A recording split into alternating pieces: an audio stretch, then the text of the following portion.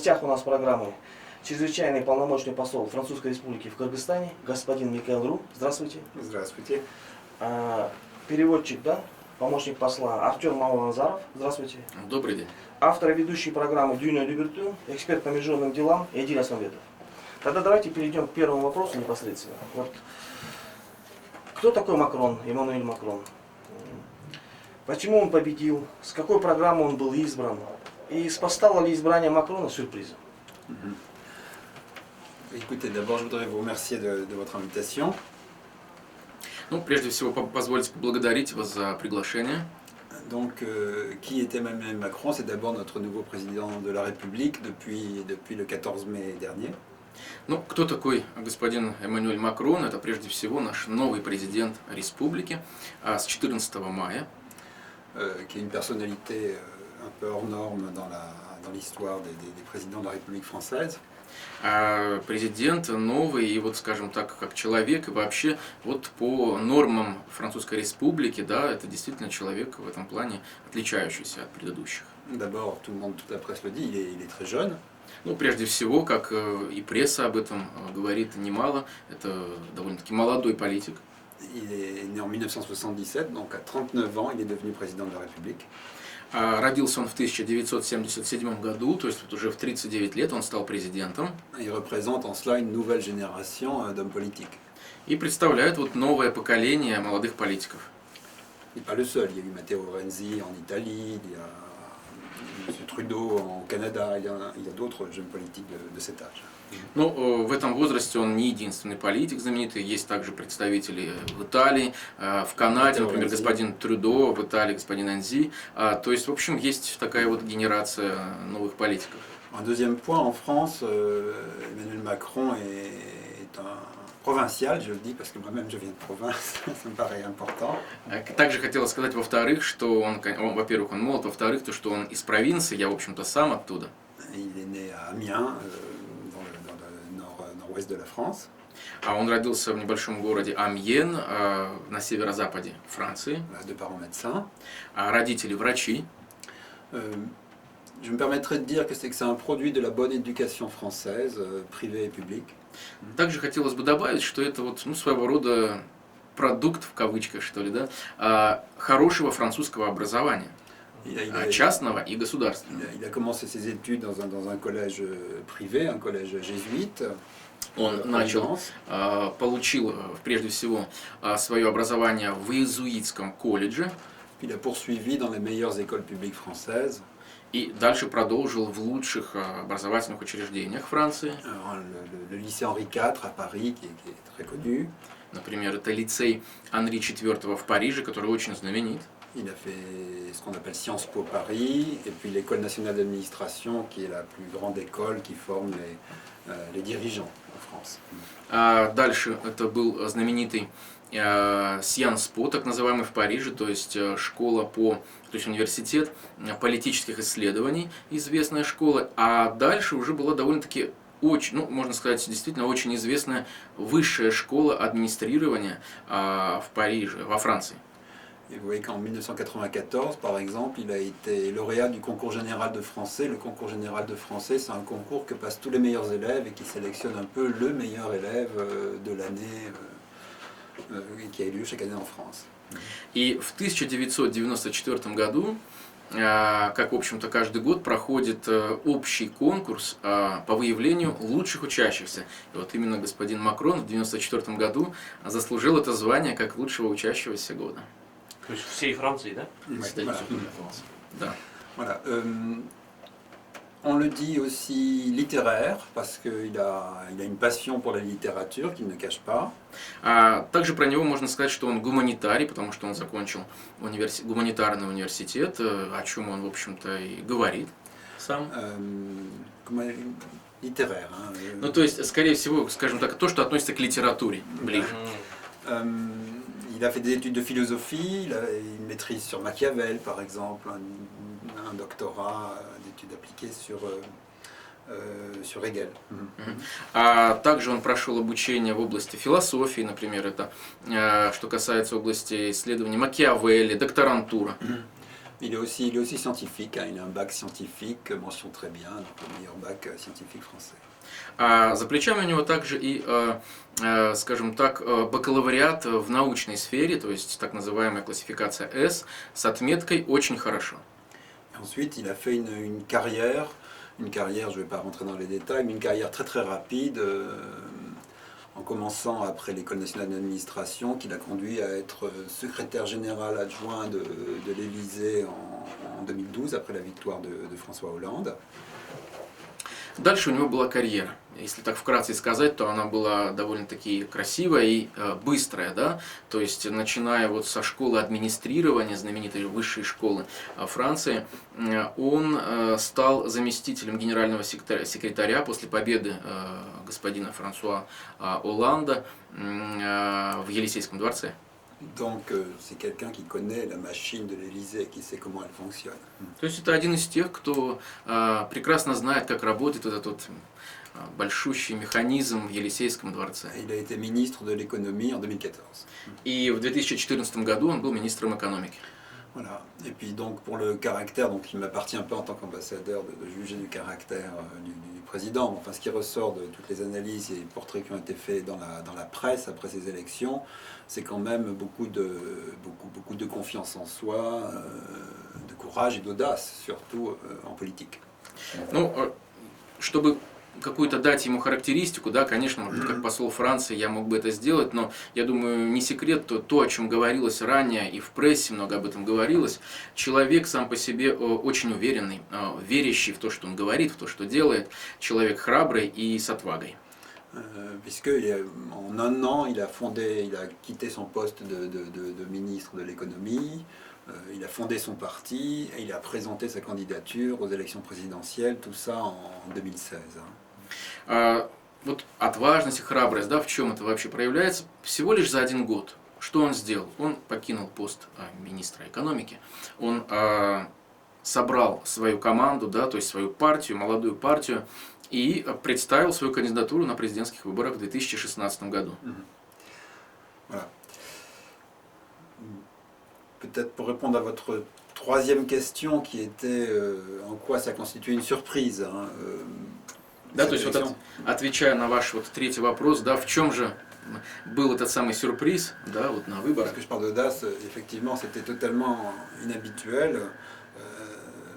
Ces élections présidentielles ont été une grande surprise puisque les grands partis de gouvernement qui étaient au pouvoir depuis les années 60 pratiquement ont été écartés dès le premier tour.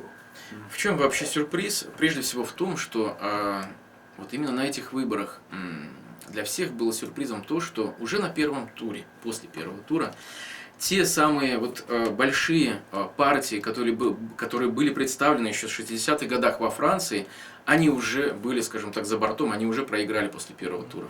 En France, on avait toujours un grand parti de gauche, le Parti socialiste en général, un grand parti de droite qui a plusieurs fois changé de nom, et ces deux partis s'affrontaient toujours au second tour des élections.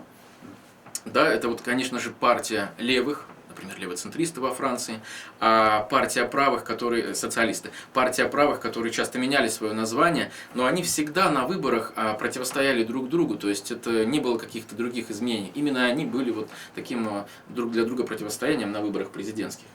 Et là, dans ces élections, au premier tour, les électeurs ont voté pour Emmanuel Macron qui arrivait avec un tout nouveau parti, et pour Marine Le Pen qui était un parti d'extrême droite, et ni l'un ni l'autre n'avait jamais, aucun de ces deux partis n'avait jamais gouverné. И что же произошло на этих выборах? Совсем молодая партия Эммануэля Макрона очень быстро набрала довольно-таки большое количество голосов, в общем-то, что действительно прежде всего это является сюрпризом, и госпожа Марин Ле Пен, да, которая представляла Национальный фронт, ни та, ни другая партия никогда не были у власти. Donc l'ordre politique a été bouleversé. То есть получается, что такой вот политический порядок был просто перевернут с ног на голову. C'est une surprise aussi puisque les habitudes politiques aussi ont été changées. Это тоже было действительно большим сюрпризом, потому что ну, своего рода такая вот традиция, привычка, да, именно в политической жизни, она была просто изменена кардинальным образом. Il y a un ancien président qui disait pour être député, il faut avoir un âge qui commence par un 4. Pour être ministre, il faut un âge qui commence par un 5. Et pour être président, il faut un âge qui commence par un 6. В нашей истории был президент, который любил говорить о том, что вот чтобы стать депутатом, он любил цифры, и вот он называл такие цифры, чтобы стать депутатом, нужно начинать с цифры 4. Чтобы стать министром, надо начинать с цифры 5. Ну, то есть 5-0, да, 50. А чтобы стать, например, вот уже президентом, надо начинать с цифры 6. Et là, on a un président qui commence par un 3. А у нас получается президент, который начинает с цифры 3. Voilà. Et puis bon, il y a une troisième surprise, si vous voulez, qui correspond au sujet de votre émission sur le fond, qui est important, c'est que l'électorat français ne s'est pas porté vers les extrêmes. Ну а другим сюрпризом, да, также можно здесь наряду с первым сюрпризом, о котором я говорил, это прежде всего то, что французский электорат не как обычно выбирали, да, то, что привычно, традиционно для него, а в этот раз они как раз таки отвернулись от этого крайне каких-то своих взглядов, да, крайне левых или крайне правых.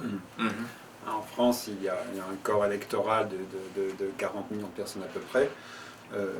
Il y a eu 25% d'abstention. Donc il y a eu 20 millions de personnes qui ont voté pour M. Macron et 10 millions pour Mme Le Pen. Donc la différence est claire.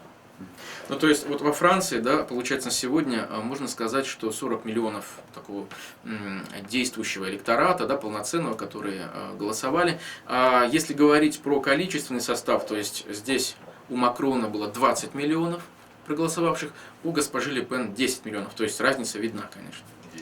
Voilà. Да, 1 миллион. De tiers, un tiers. Ну, то есть там получается треть на треть.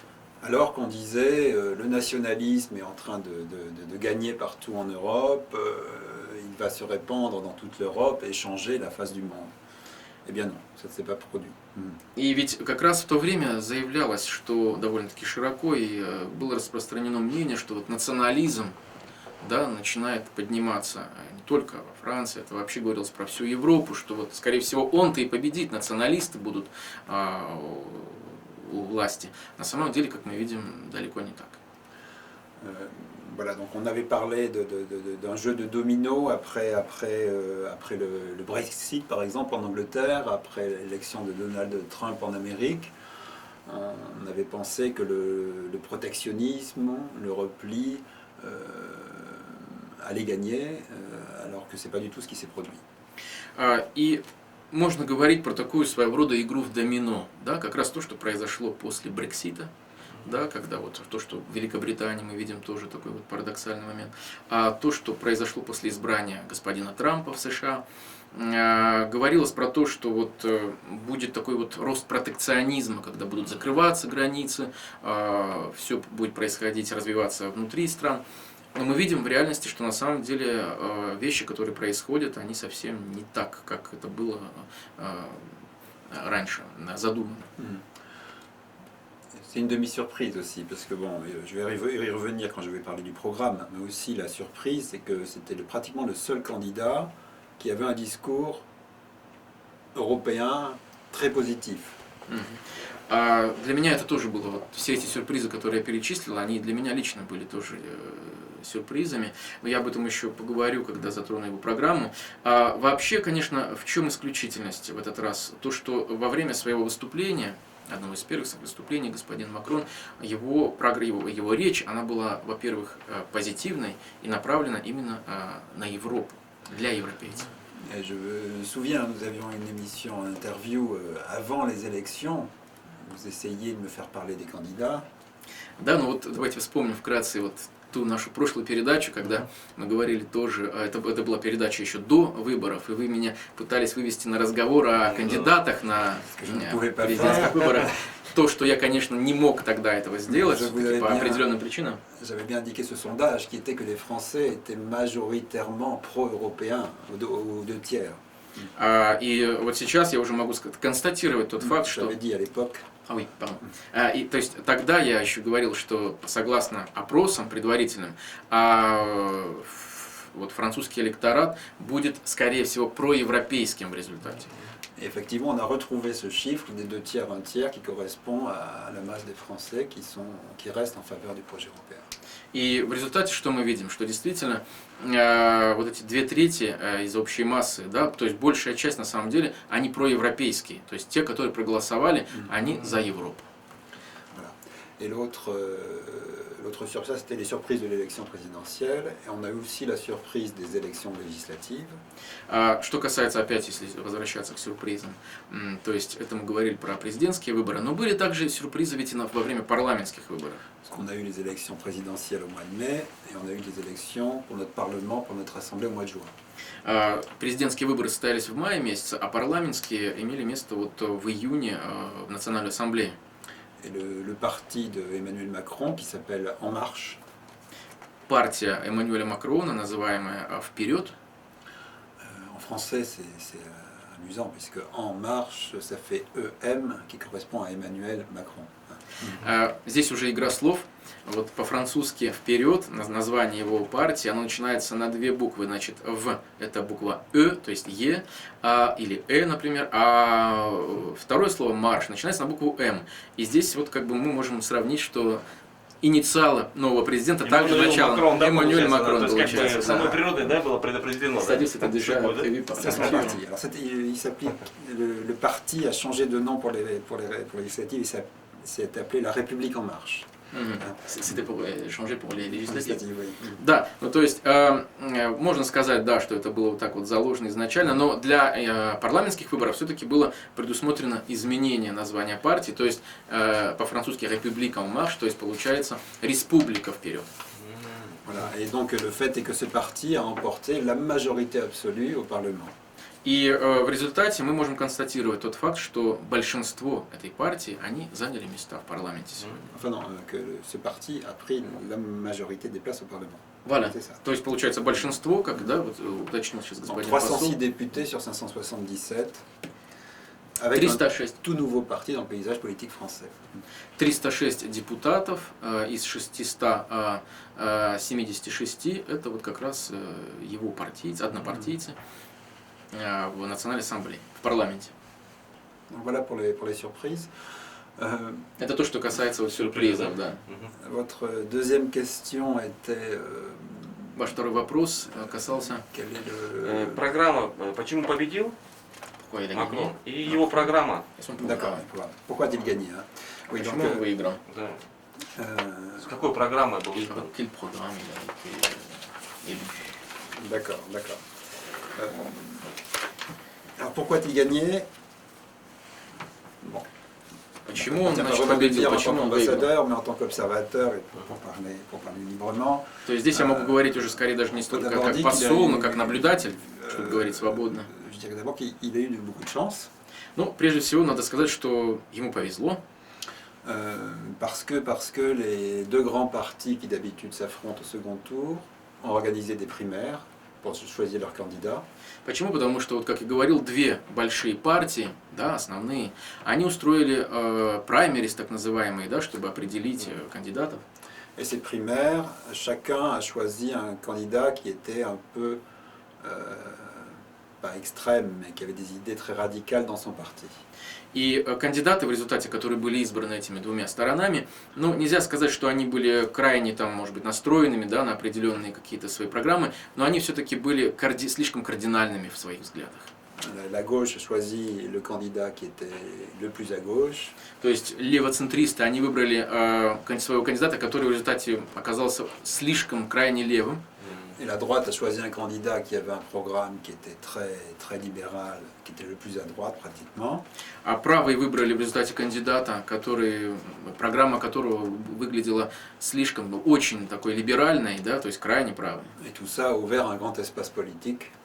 И таким образом открыты для большой публики, для большого электората. Dans lequel Emmanuel Macron s'est engouffré. Ну и вот как раз вот в эту массу, да, то есть вот в этот электорат, точнее, господин Макрон вот и уже вошел со своей программой. Alors, en deuxième point, je dirais, ce qu'on dit en France, on dit la chance ne sourit qu'aux esprits préparés.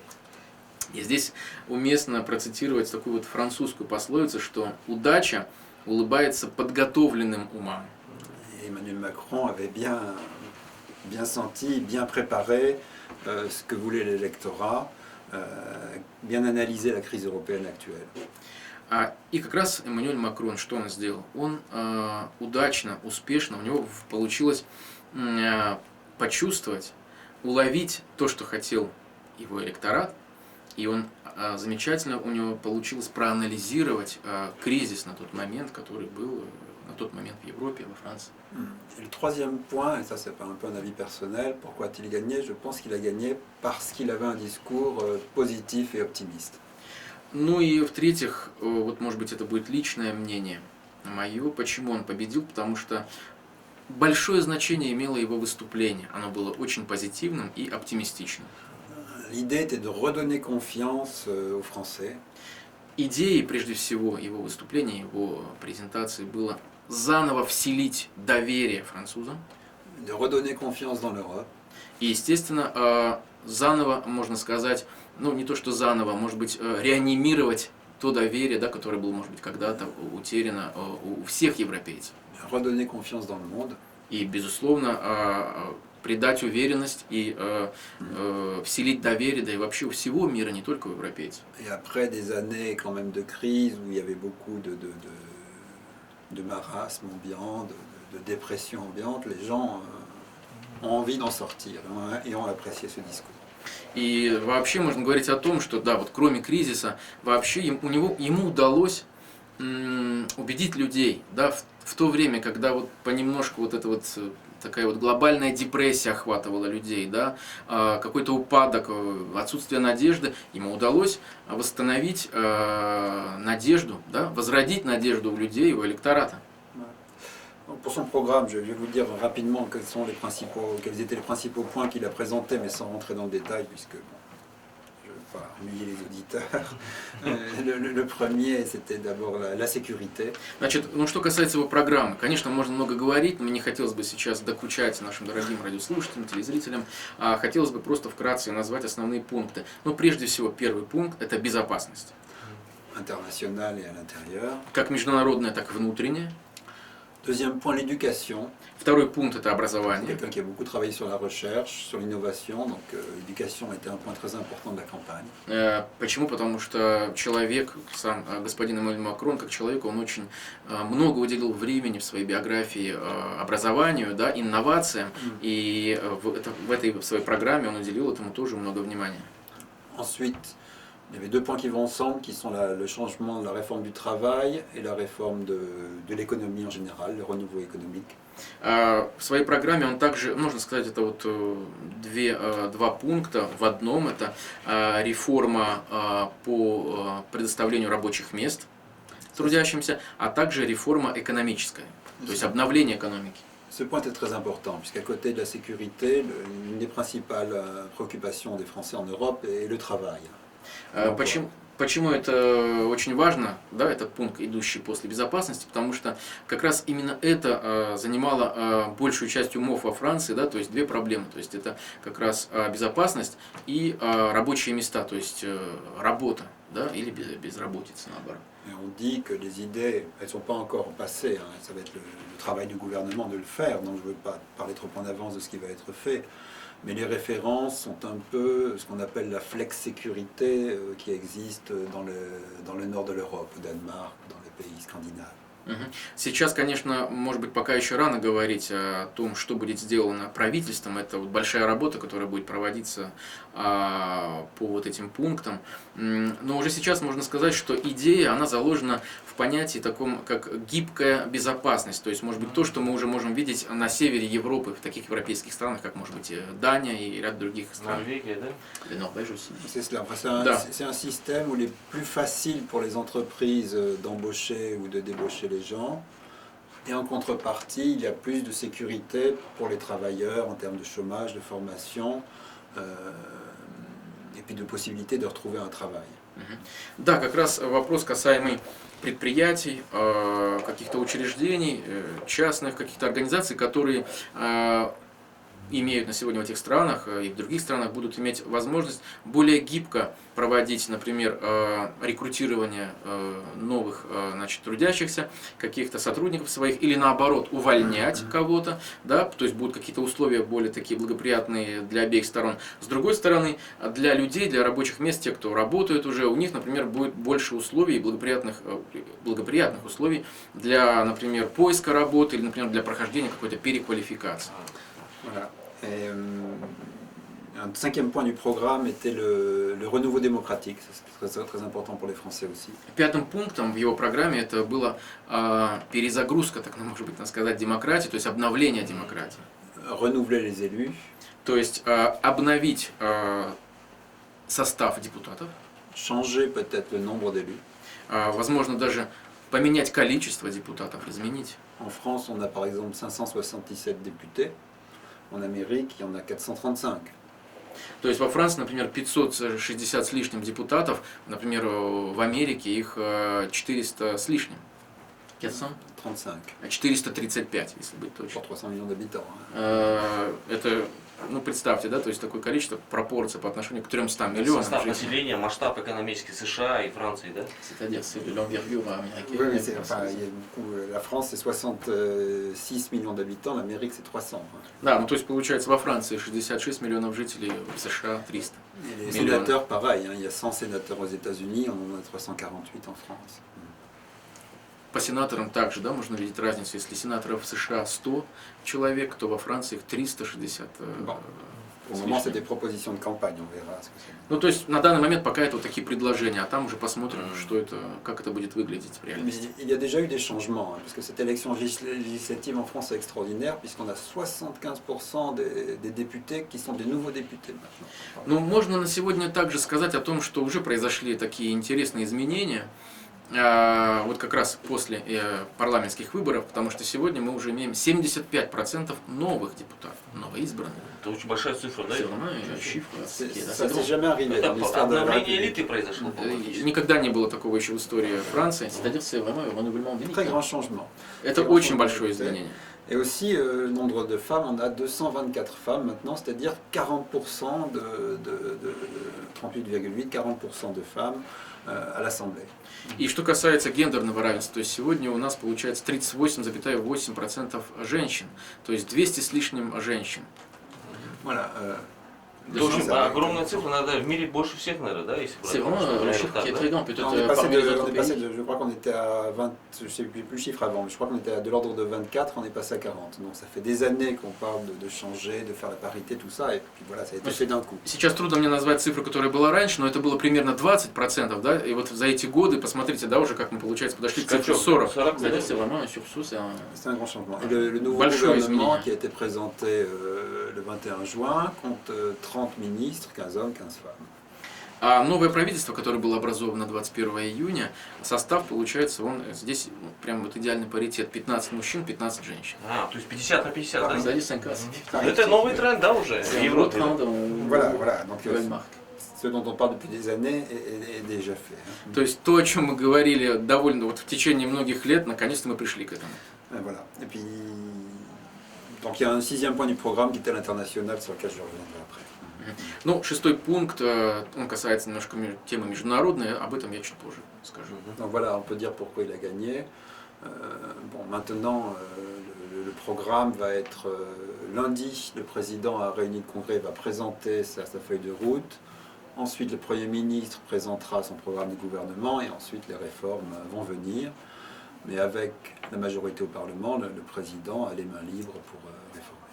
Ну, как раз вот в ближайший понедельник президент представит свою дорожную карту, премьер-министр представит программу правительства, и то есть вот уже будут начинаться реформы, которые были предусмотрены изначально, то есть начнутся уже какие-то С действия. космической скоростью, да, буквально выборы были только 18 июня, и уже программа экономическая, да. Tout va très vite, tout est très organisé.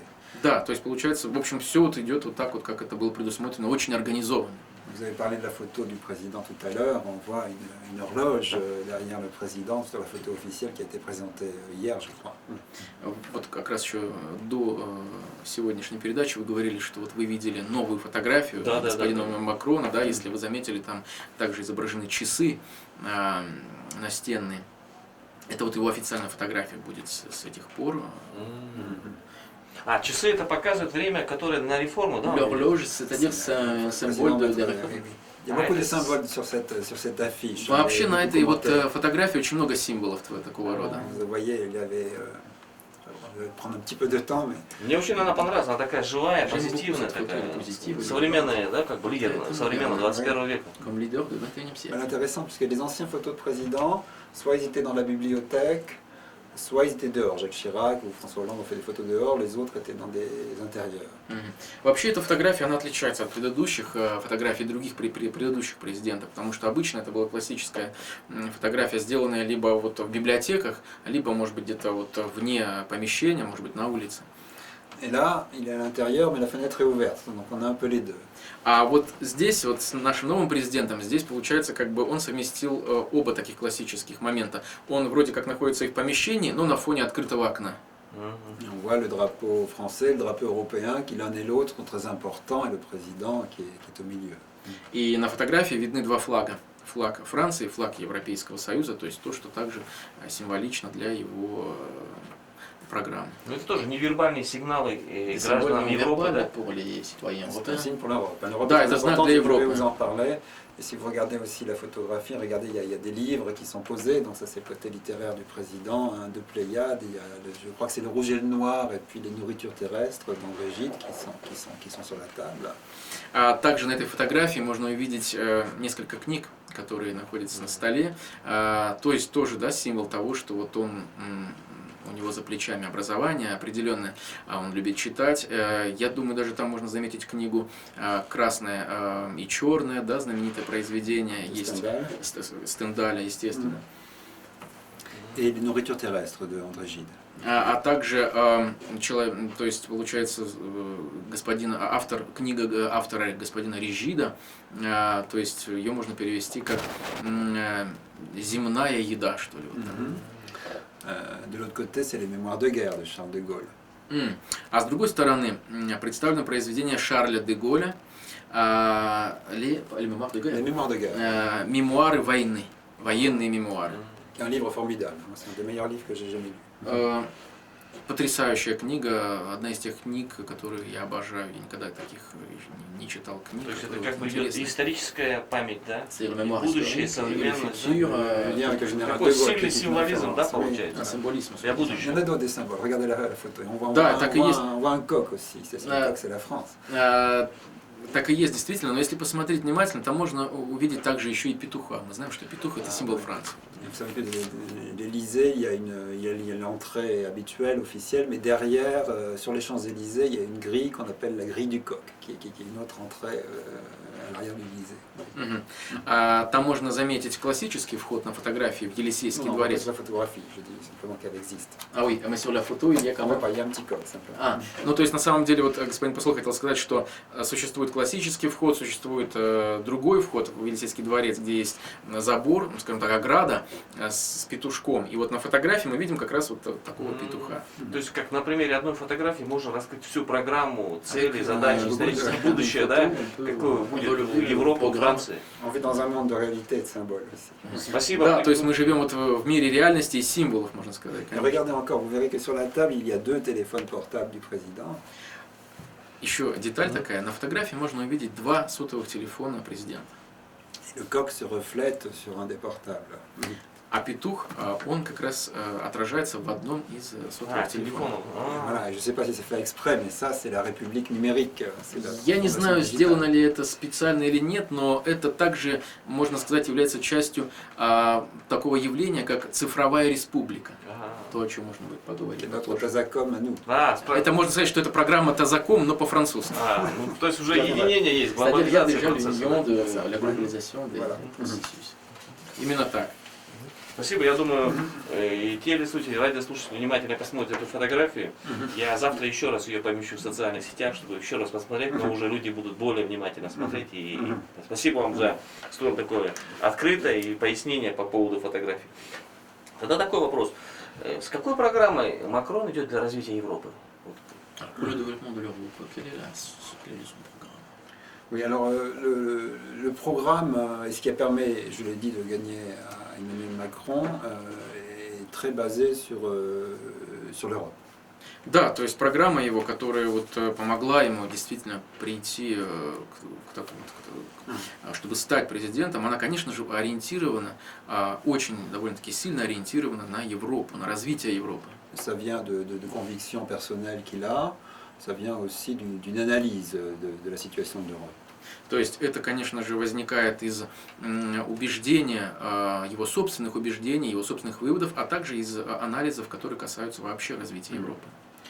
Les convictions, c'est qu'il y a des grands défauts mondiaux et que l'Europe est la meilleure protection contre ces dangers mondiaux, et pas simplement la nation. Et les premières convictions, vous avez dit, c'est qu'il y a beaucoup de dangers mondiaux et que l'Europe est la meilleure protection. C'est ce qu'il appelle l'Europe qui protège.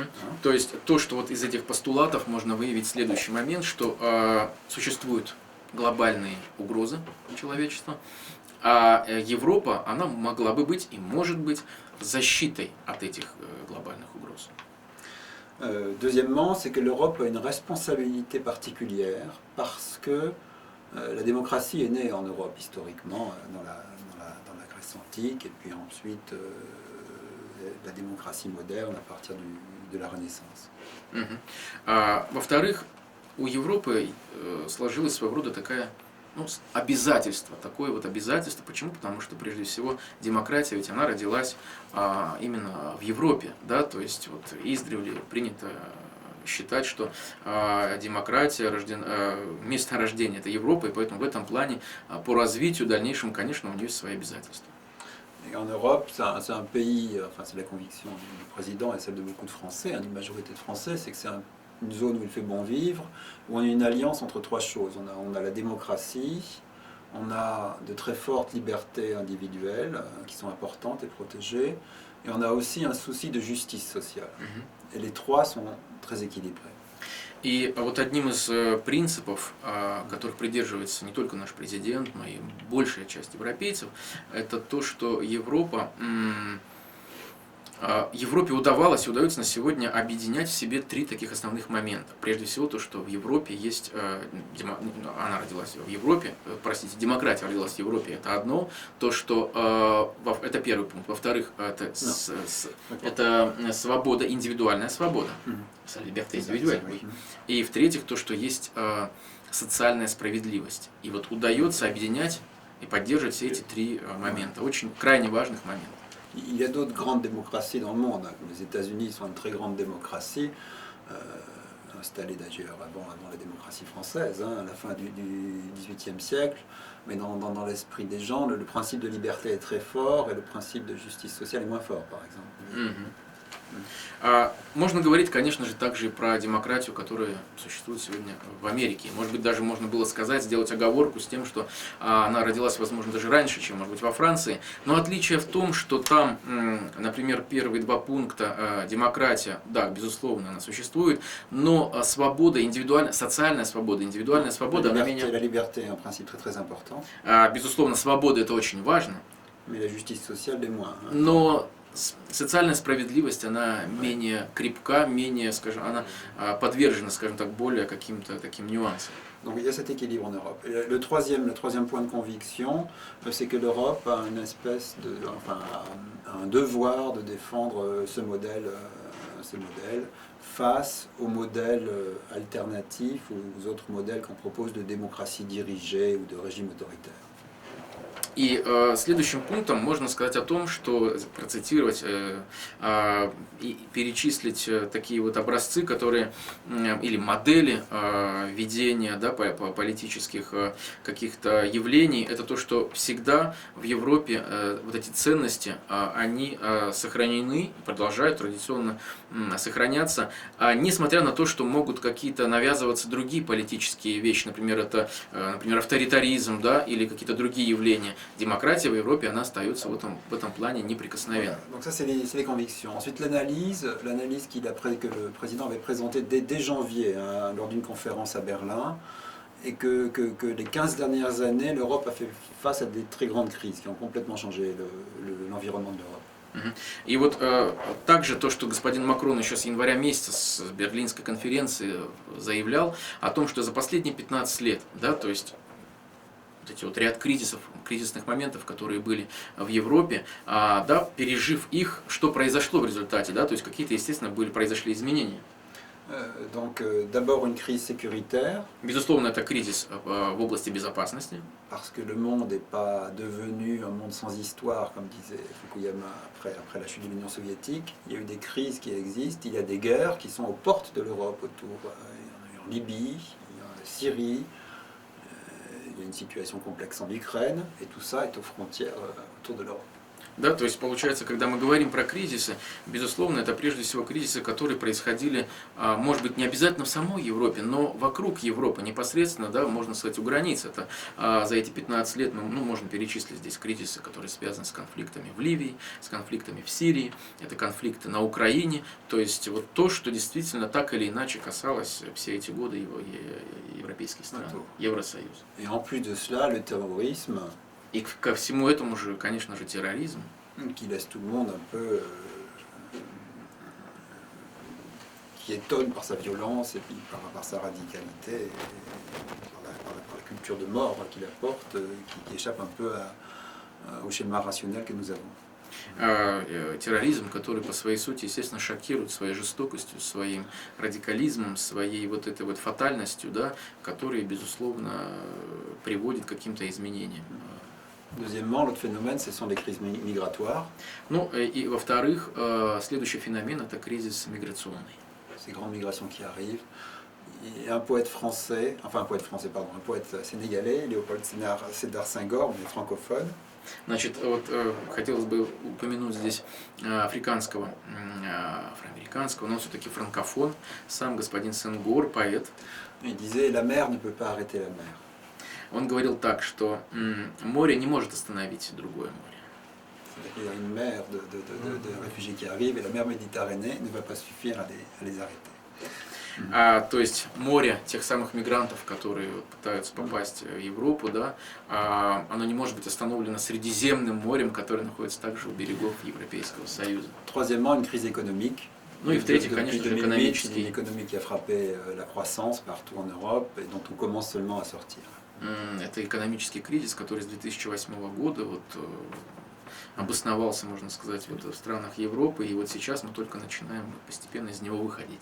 Et peut-être il y a une quatrième crise européenne, c'est une crise européenne proprement dite, c'est-à-dire que l'intégration européenne s'est un peu arrêtée pendant ces 10-15 dernières années. И четвертый кризис, это можно назвать чистой воды, настоящий европейский, да, чисто европейский кризис, то есть такой вот интеграционный кризис, который, может быть, остановился, может быть, где-то последние годы, 10-15 лет. Voilà. Et donc l'idée d'Emmanuel Macron est de relancer l'Europe en trouvant des réponses ensemble à toutes ces crises qui sont autour. И вот как раз идеей Макрона было перезагрузить, заново запустить Европу, да, в поиске самых нужных, необходимых ответов, да, совместном поиске этих ответов, чтобы противостоять всем этим кризисам. Et donc il donne des axes, hein. Il donne beaucoup de détails sur comment renforcer la sécurité en Europe et gérer l'immigration. То есть он дает такие своего рода направления, четкие направления по решению тех или иных вопросов. Например, это могут быть разные кризисные явления, но это, конечно же, прежде всего миграционные вопросы. Comment renforcer l'euro et l'union économique et monétaire. да, например, как укрепить евро, да, или, например, вот этот вот денежные потоки в Европы, да, то есть не только Франция. Comment gérer les questions commerciales? Как управлять коммерческими вопросами. Ça concerne pas vraiment. C'est très important au sein de l'Europe. C'est-à-dire qu'en Europe, depuis la construction européenne, il y a eu beaucoup de compétitions trop libérales à l'intérieur de l'Europe. Но вообще это на самом деле довольно-таки сложные моменты, вот это вот, да, когда создавался Европейский Союз, с тех пор вот это вот создание вот этих вот условий, касаемых именно вот вопросов, которые только что я перечислил, они довольно-таки повсеместно в Европе не так уж и просты. Beaucoup d'usines ont fermé dans l'ouest européen pour aller s'ouvrir à l'est où c'était moins cher, le travail était moins cher. То есть, например, много заводов, которые находились на западе Европы, они закрылись, и они были перенесены на восток Европы, потому что там менее затратные все эти условия. Beaucoup de travailleurs des pays de l'est européen pouvaient venir travailler en France, en Angleterre, en étant payés beaucoup moins cher.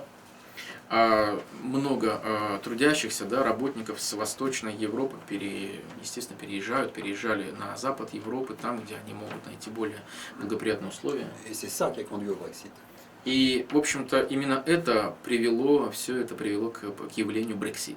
Les gens ne comprennent plus qu'ils n'ont plus de travail ou que les autres viennent travailler pour moins cher. Et ensuite, Глубинные причины, да, получается, процесс. C'est-à-dire ce sont des causes Je pense que c'est la cause profonde. Voilà. Donc il veut réformer tout ça. Et puis d'autres éléments. Да, я думаю, du что это programme именно как раз de самые Macron. глубинные причины, которые вот он которые вот в этой программе Макрона также могут затрагиваться. D'autres éléments sont le développement durable. Donc tout ça, c'est la mise en œuvre de l'accord climat. Ну, другие вопросы, как, например, Non, pour l'Europe. Hein. что касается Европы, да, и в его программе, это изменение климата, это знаменитое соглашение парижское по Et изменению aussi, ce qui est климата. important pour lui, c'est ce qu'il appelle l'Europe digitale. А то, что для него также является довольно важным моментом, это так называемая цифровая Европа. C'est le TASACOM européen. То есть такой вот тазаком по-европейски. Voilà, qui sera détaillé plus tard. Bon, tout ça, Emmanuel Macron a participé à son premier sommet européen le 22-23 juin dernier, la semaine dernière. Вот как раз господин Макрон участвовал, наверное, на прошлой неделе на первом цифровом саммите, посвященном этим вопросам.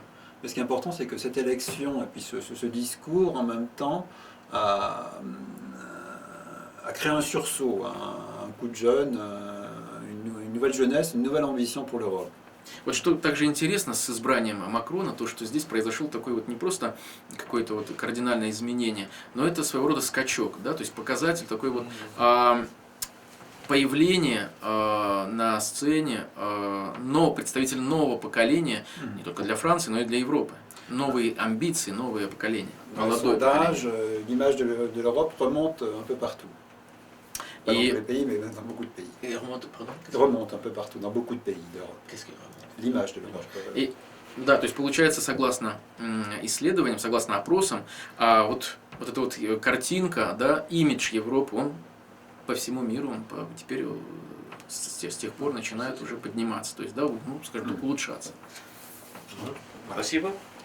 Господин посол, тогда перейдем к такому вопросу второму. Есть ли у президента Франции Эммануэля Макрона программа по Центральной Азии? И каковы перспективы французских отношений? Alors, pour ce qui est par rapport à l'Asie centrale, il peut être rappelé que l'élection est toute récente, hein, le président est en fonction depuis le 14 mai. Ну, что касается отношений, что касается программы по Центральной Азии, надо учитывать тот факт, что прошло не так много времени, да, с момента его избрания. Il y a un agenda international très chargé, Тем не менее, график его, он довольно-таки очень плотный. avec les crises ouvertes, le terrorisme, la Syrie, etc. То есть по работе, значит, по таким направлениям, как кризисы, терроризм, да, угрозы и так далее. Puis des points chauds comme la Corée du Nord, les cyberattaques. Ну и другие темы, как, например, идет потепление климата, это может быть какие-то цифровые сайбер-атаки, да, и так далее. Donc l'agenda du président était très rythmé. Il y a eu un sommet de l'OTAN, il y a eu le sommet du G7 en Italie. То есть, в общем-то, здесь график у него очень плотный. Можно сказать, что вот уже был, конечно же, саммит НАТО, это была большая семерка, были проведены другие ряд встреч. Il a eu très rapidement contact avec Madame Merkel, avec le président chinois pour sauver l'accord climat. То есть были уже встречи такие, как, например, с госпожой Меркель, была проведена встреча с китайским представителем, да, министром, то есть Voilà, il a reçu M. Poutine, il a reçu Madame Theresa May, etc. Он провел встречу, вот, как известно, с господином Путиным, да, у себя в Версале, в Версальском дворце, с Терезой Мэй была встреча. Et on continue, hein. Il va y avoir une rencontre en format Normandie sur l'Ukraine et ensuite un G20 qui va avoir lieu à Hambourg au mois de juillet. И будут продолжены, конечно же, эти все встречи, как, например, вот встреча нормандская, в нормандском формате. В июле будет также встреча Большой Двадцатки. Donc au milieu de tout ça, moi j'ai pas encore de lecture explicite de la politique en Asie centrale. В общем, конечно же, работа будет вестись очень интересная, большая, но пока на данный момент я не могу сейчас говорить довольно-таки что-то вот в подробностях, касаемых именно работы по Центральной Азии. Emmanuel Macron a répondu à la lettre de félicitations que lui a envoyé le président Nazbek Atambayev. Господин Макрон ответил в ответ на письмо с поздравлениями, которое ему отправил господин Алмазбек Атамбаев по случаю избрания президента. Pour se féliciter de la qualité de la relation établie depuis 25 ans. Да, то есть также было отмечено в письме поздравление, выражение радости от того, что все-таки за эти 25 лет было проведено немало работы между двумя странами. Et on peut voir que les principales orientations données par Emmanuel Macron avec la sécurité, la lutte contre le terrorisme, la sécurité climatique, la préservation de la planète, le redressement de l'économie, la diplomatie économique, tout ça va continuer de nourrir la relation entre la France et le Kyrgyzstan. И также был отмечен тот факт, что вот как раз работа в плане безопасности, борьбы с терроризмом, да, то есть сохранения климата, планеты по вопросам вот, изменениям климата, да, работа по развитию демократических принципов, все это, конечно же, только обогащает работу, взаимные отношения двусторонние между Францией и Кыргызстаном. Donc on a un agenda franco-kirghize de relations qui se poursuit. То есть вот такой вот у нас график, работа, которая велась, ведется и будет вестись между двумя странами. Nous avons par exemple reçu 4 vice-ministres l'an dernier et cette semaine, la semaine dernière par exemple, la présidente de la Cour suprême kirghize, Madame Aina Shtokbayeva, a été reçue au Quai d'Orsay mercredi par exemple. Ну вот так же, как у нас были, значит, наши четыре заместителя министра также провели встречу в прошлом году. Например, вот совсем недавно из нашего Верховного суда была принята госпожа Айна Штокбаева, которая была принята в Министерстве иностранных дел в Париже. Cette semaine, nous avons une délégation de sénateurs qui est attendue au mois de juillet. Мы в июле месяце ожидаем визит французских сенаторов. Au Kyrgyzstan, à Bishkek. Они приедут в Кыргызстан, в Бишкек. Nous avons une mission d'entreprise qui se prépare pour octobre. Также готовится приезд французских бизнесменов в октябре в Бишкек. Il y a déjà une dizaine d'entreprises, on continue de travailler dessus.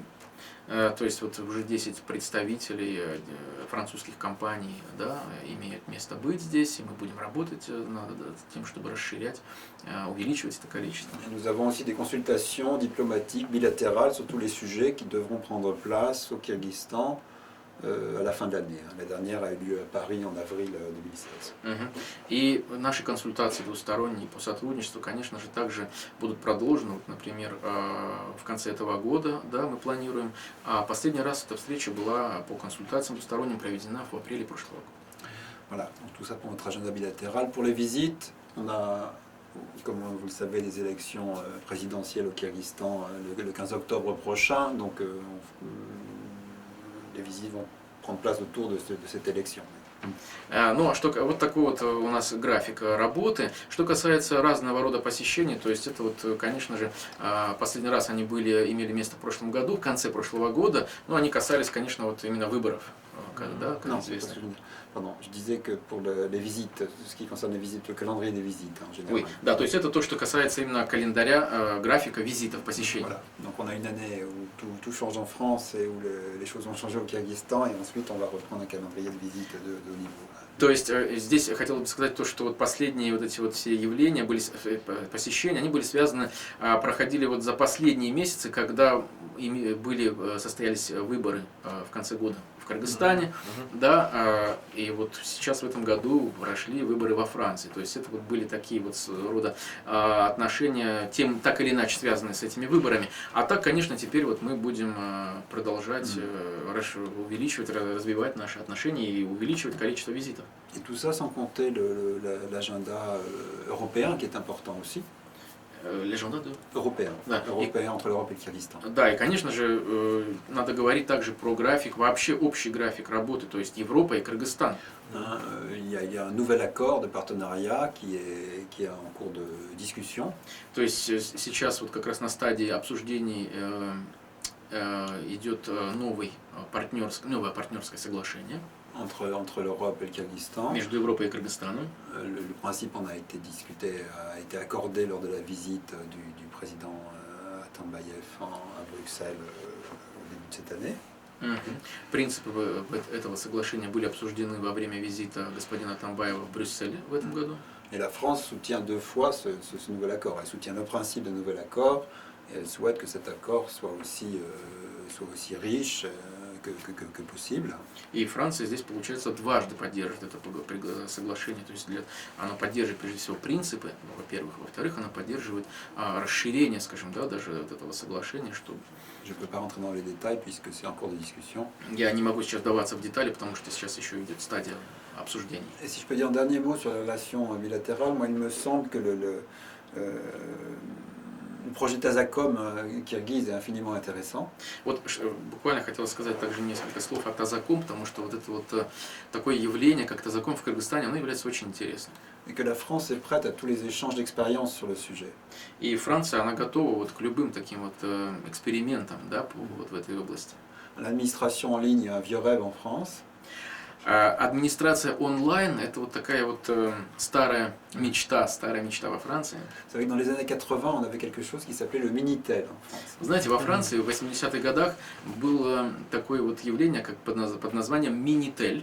Alors Internet n'existait pas, la micro-informatique n'existait pas non plus. Интернета еще не было, микроинформатики тоже не было. On avait des petits écrans, des téléphones avec écran sur lesquels on pouvait commander des billets de train, faire des démarches administratives. Но вот Minitel, что представлял собой Minitel, это был такой экранчик, на котором можно было, значит, нажимать на клавиши, значит, которые находились перед экраном, и заказывать, например, онлайн билеты, например, на поезд, да, например, что-то. On trouvait ça extraordinaire, c'était comme une télévision sur laquelle on pouvait écrire. Les gens n'avaient pas de smartphone, n'avaient pas toute l'informatique, les jeunes ne peuvent pas imaginer ça maintenant. И заказывать какие-то другие вещи. На самом деле это было действительно необычно, да, то есть люди могли, не имея смартфона в ту пору, вот нажимая на клавиши, да, как говорится, вот по такому маленькому телевизору что-то, например, онлайн проводить какие-то заказы, бронирование и так далее. Et tout ça, bien sûr, un processus long. Depuis 1995, on a un ministre dans chaque gouvernement qui est consacré au numérique.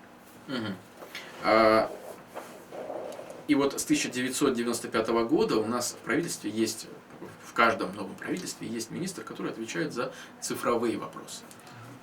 En 2014, il y a eu une enquête d'un cabinet américain qui a jugé que les services publics français en ligne étaient parmi les plus performants, les plus satisfaisants pour les usagers.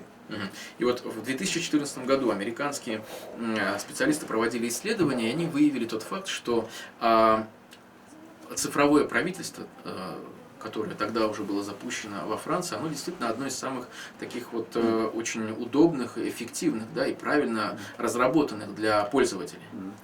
Par exemple, 75% des gens déclarent et payent leurs impôts à travers Internet en ligne. 75.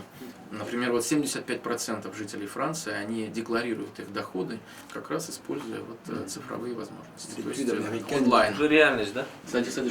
L'étude dit que ça ne veut pas dire que les gens sont contents de payer des impôts, mais ça veut dire qu'ils sont contents du service.